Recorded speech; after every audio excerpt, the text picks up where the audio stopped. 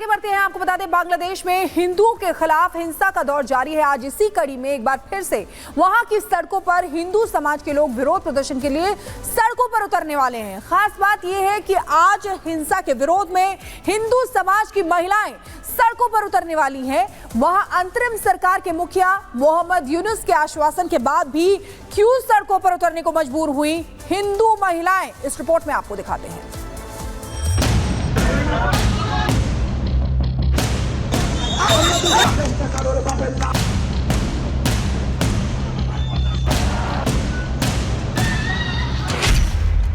बांग्लादेश में जुलाई के बाद जिस तरह से राजनीतिक भूचाल आया, उसका नतीजा पूरी दुनिया के सामने है। हिंसा की आग में जल रखे बांग्लादेश की तस्वीरें पूरी दुनिया को खून के आंसू रुला रही है।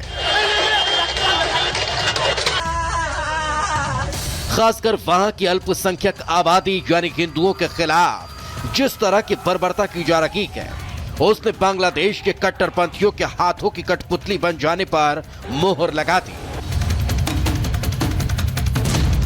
बांग्लादेश में कम से कम 59 ऐसे जिले हैं जहां कट्टरपंथियों ने अल्पसंख्यक हिंदुओं को निशाना बनाया, उनके घरों पर हमले किए और उन्हें लूटकर उनकी हत्या या उनके घरों को आग के हवाले कर दिया गया।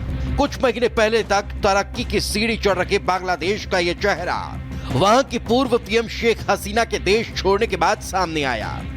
हालांकि बांग्लादेश में अंतरिम सरकार की कमान संभाल रखे मोहम्मद यूनुस ने हिंदुओं के खिलाफ हो रहे हमले पर रोक लगाने का दावा भी किया, लेकिन वहां से हिंदुओं को निशाना बनाने की तस्वीरें आने का जो सिलसिला 5 अगस्त से शुरू हुआ, वो आज तक बदस्तूर जारी है।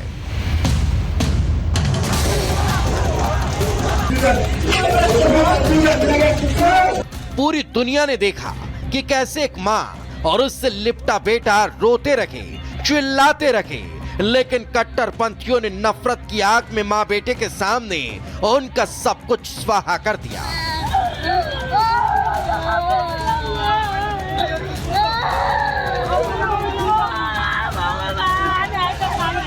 हैरानी यह है कि अल्पसंख्यक आबादी के खिलाफ लगातार इस हद तक की हिंसा हो रही है, लेकिन वहां की अंतरिम सरकार मौन है।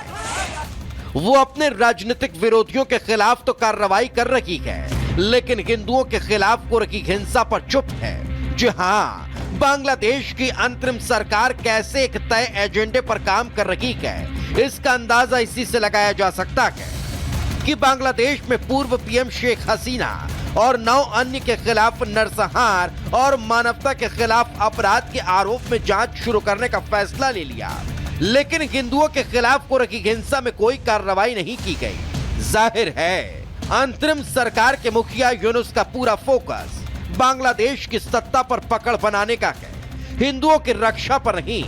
मगर पड़ोसी देश में हिंदुओं पर ढाए जा रहे अत्याचार पर भारत गंभीरता से नजर बनाए हुए है। खुद प्रधानमंत्री नरेंद्र मोदी ने लाल किले की प्राचीर से बांग्लादेश की अंतरिम सरकार को आगाह कर दिया है। बांग्लादेश में जो कुछ भी हुआ है उसको लेकर पड़ोसी देश के नाते चिंता होना, मैं इसको समझ सकता हूं। 140 करोड़ देशवासियों की चिंता कि वहां हिंदू, वहां के अल्पसंख्यक, उस समुदाय की सुरक्षा सुनिश्चित हो। भारत हमेशा चाहता है कि हमारे पड़ोसी देश सुख और शांति के मार्ग पर चले। बेशक इस मुद्दे पर भारत का यह स्टैंड बांग्लादेश में हिंदू आबादी को हिम्मत दे रहा है, जिसके दम पर आज एक बार फिर बांग्लादेश की सड़कों पर हिंदू महिलाएं हिंसा के खिलाफ उतर आई है। जानकारी के मुताबिक बांग्लादेश में आज महिलाओं का शक्ति मार्च। बांग्लादेश में हिंसा के विरोध में आज सड़क पर उतरेंगी हिंदू महिलाएं। हिंदुओं के खिलाफ हो रही हिंसा के विरोध में महिलाएं प्रदर्शन करेंगी। अल्पसंख्यक आबादी की एकजुटता का संदेश देंगी महिलाएं। आज लाखों की संख्या में सड़कों पर उतरेगा बांग्लादेश का हिंदू समाज। जाहिर है बांग्लादेश में हिंदुओं पर ढाया जा रहा सितम एक अंतर्राष्ट्रीय साजिश का हिस्सा है। खासकर इसके पीछे पाकिस्तान की कट्टरपंथी ताकतें हैं। लेकिन शायद बांग्लादेश के अंतरिम सरकार के मुखिया मोहम्मद यूनुस ये भूल गए कि जिस देश ने भी कट्टरता को सराहा है उसके मुस्तकबिल में बर्बादी भूखमरी ही लिखी है। Bureau report, Republic Bharat.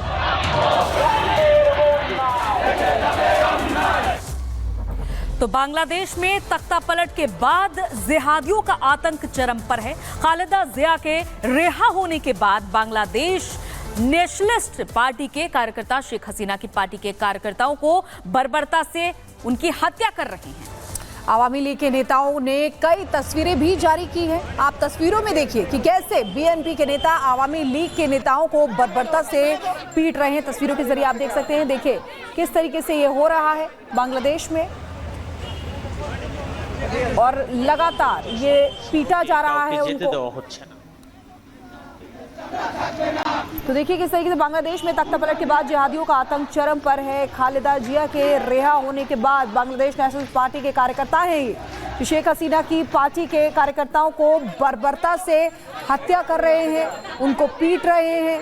तस्वीरों के जरिए आप देख सकते हैं आवामी लीग के नेताओं ने कई तस्वीरें इसी तरीके की जारी की हैं, और तस्वीरों में आप देख रहे हैं कि कैसे बीएनपी के नेता आवामी लीग के नेताओं को बर्बरता से पीट रहे हैं। तो बांग्लादेश में तख्ता पलट के बाद से हालात और भी ज्यादा खराब हो गए हैं। जो भी शेख हसीना की कैबिनेट में थे उन सभी मंत्रियों को, कार्यकर्ताओं को, नेताओं को इसी तरीके से मारा जा रहा है। आप देख सकते हैं हाथों में तलवार, डंडे, तमाम चीजें लिए। ये 15 अगस्त की तस्वीरें, यानी कि कल की तस्वीरें।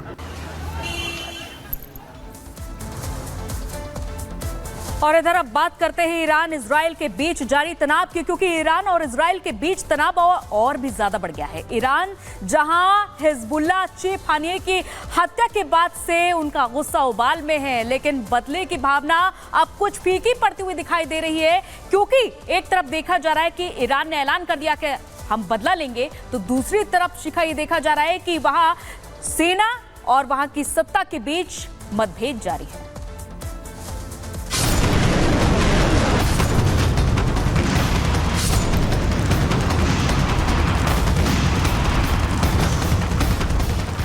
पूरी दुनिया जिस युद्ध की आशंका को लेकर पिछले कई महीनों से डर के साए में जी रही है, उसका काउंटडाउन शुरू हो चुका है। ईरान किसी वक्त अपनी मिसाइलों का मुंह इजराइल की तरफ घुमाकर धावा बोल सकता है, जिसकी आशंका में इजराइल से लेकर अमेरिका तक खौफजदा है। दुनिया जानती है हमास चीफ हानिया की मौत के बाद से ही ईरान के सर्वोच्च नेता अयातुल्लाह खामनेई के माथे पर खून सवार है। वो हर कीमत पर इजराइल से बदला लेने पर आमदा हैं, जिसकी खबर अमेरिका को भी है। उसने अपने दोस्त इजराइल को बचाने में अपनी पूरी ताकत झोंक दी है। अमेरिका ने इजराइल की हिफाजत के लिए अपने एयरक्राफ्ट कैरियर अब्राहम, एटमी सबमरीन के साथ ही घातक फाइटर जेट F-22 को उतार दिया है, ताकि समंदर और जमीन से लेकर आसमान तक किलेबंदी की जा सके। हालांकि अकेले ही ईरान को परेशान करने वाला इजराइल कम नहीं है। इजराइल ने ईरान को जवाब देने की पूरी तैयारी कर रखी है। उसने ईरान से जंग की आशंका के बीच इजरायली सेना पूरी तरह से अलर्ट मोड पे है। सभी पायलट्स एयरबेस पर तैनात कर दिए गए हैं। इजरायली डिफेंस सिस्टम बॉर्डर पर एक्टिव है। जमीन से आसमान तक सर्विलांस का जाल है। इतना ही नहीं, इजराइल ने अब ईरान समर्थित आतंकी संगठन हिजबुल्लाह, हुती और हमास के आतंकियों के सफाई की स्पीड बढ़ा दी है। सिर्फ बीते एक हफ्ते की बात करें तो इजराइल की सेना ने मौजूदा खतरों से निपटने के लिए कम से कम हमास और हिजबुल्लाह के 100 से ज्यादा लड़ाकों को मौत के घाट उतार दिया है। लेकिन इस बीच एक ऐसी खबर आई है जिसने महायुद्ध की आशंका के बीच खैर मांग रही दुनिया को सुकून पहुंचाया है। इंटरनेशनल सर्किट में आ रही इस खबर को सही माने तो रिपोर्ट्स के मुताबिक ईरान इजराइल के बीच नहीं होगा युद्ध।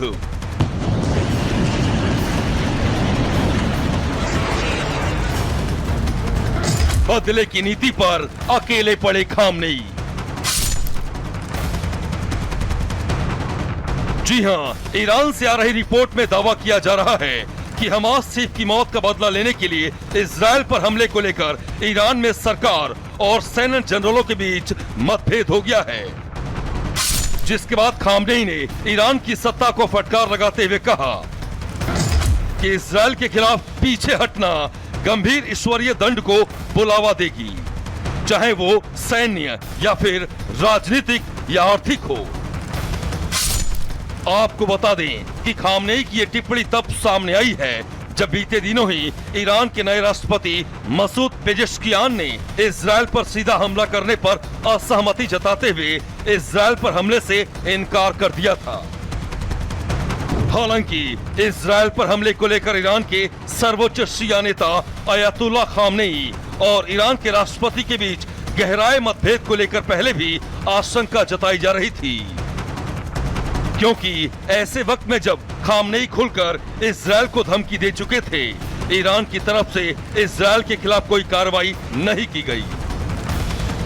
बहरहाल सच्चाई चाहे जो भी हो, लेकिन ईरान से आई इस खबर के बाद पूरी दुनिया फिलहाल राहत की सांस ले रही है। Bureau report, Republic Bharat.